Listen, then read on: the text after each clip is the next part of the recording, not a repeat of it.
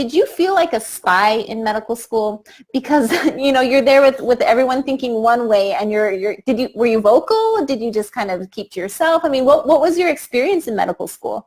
It's funny you use the word spy, because in talking to my dad before going, he said, you just have to consider yourself a spy, Oh, because wow. even at that time, I don't know about today, but medical school was considered to be one of the most dehumanizing experiences that anyone could go through. They keep you up at all hours. They really just tire you out until you're at the stage It's where the all you same can way do is say today. yes. Hmm. I'll accept it. I'll do it. Whatever you say. So yeah, going to medical school, I knew what I was getting into, and I knew that it was going to be a rough time, but I also knew I had to keep my mouth shut. There's a lot of moms listening. What was pediatrics like when you were in medical school? You have to do all those rotations. What was a pediatric rotation like? Pediatric was, I'm trying to come up with the adjective that would describe it. It was the most horrendous experience of my medical school training.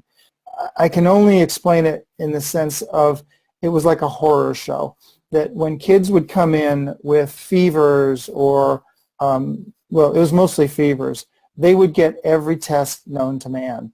And from blood tests and screaming kids to loaded up with medications like Tylenol and Advil to spinal taps, just because they have a fever and just because they're young kids. So to me, that experience was absolutely dreadful and was kind of formative in me saying, I can't do this. If there's one form of medicine I can't do is torturing children in this way. It was like there was no common sense.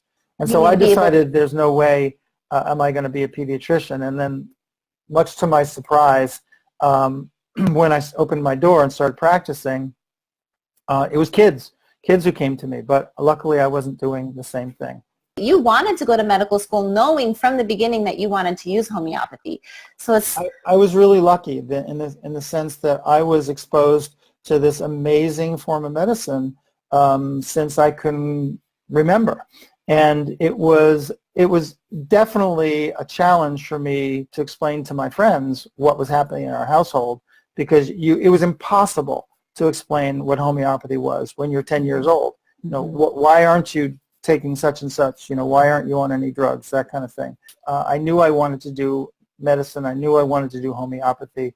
And for me, the best route was to take the medical route and then use homeopathy afterwards. There's no difference in all the preclinical sciences in homeopathy. It's compatible with everything we know about biology and physiology and anatomy. It just is a completely different way of management. And even Hippocrates said there's two ways of treating, with similars or with opposites.